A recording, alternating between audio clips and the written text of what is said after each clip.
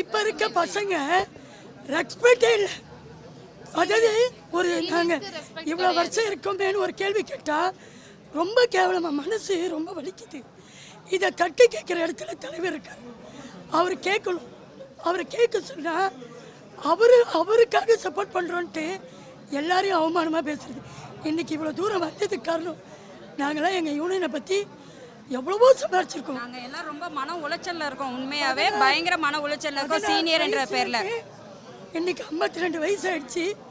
இந்த யூனியனால தான் நாங்கள் வீடு வாசல் காரு பங்களா இன்றைக்கி ஹஸ்பண்டு பேரன் பேத்தி எல்லாம் எடுத்து இருக்கிறோன்னா இன்றைக்கி தெய்வமாக ஒரு பெரிய நடராஜர் சிலர் வணங்கி தொழிலை ஆரம்பிக்கிறோம்னா எங்கள் யூனியன் தான்.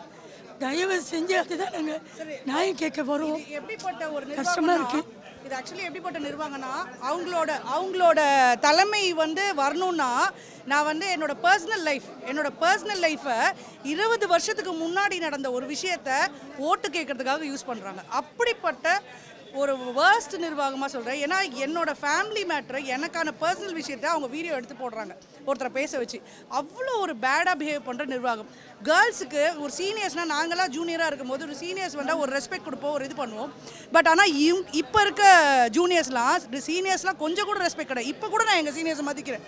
ஏன்னா அவங்களுக்கு வேணும், எங்களுக்கு வேணும், அவங்களோட பிளஸிங் வேணும்னு. ஆனால் இப்போ இருக்க ஜூனியர்ஸ் யாருமே அது பண்ண மாட்டேங்கிறாங்க. Periyar Maniammai institute of science and technology, Thanjavur. CSE with specialization in AI and ML, data science, cybersecurity and more.